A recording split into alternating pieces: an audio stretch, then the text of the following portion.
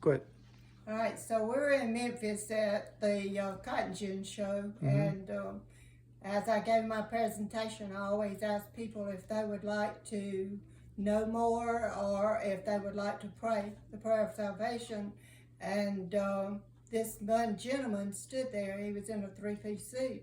And I said, okay, can I help you, sir? And he said, well, he said, I've gone to church all my life and I work in the church, and you just told me I wasn't saved. And I said, no, sir, but would you like to have the opportunity to be saved? And he said, yes, I would. So in the middle of 10,000 people, we paused and we prayed.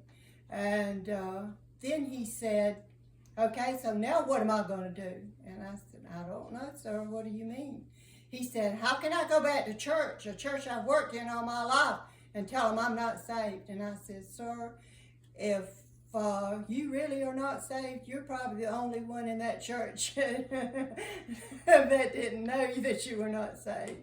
And I said, now, your thing is you can go back and you have the greatest opportunity in the world to share their story, to be baptized, and to proclaim to the whole church full of people that maybe 10 more people in that church are the same position you're in. So you have the greatest witness tool ever right here. And I really do wish that I could have followed up with him and known whether he did go back and witness at his church or not.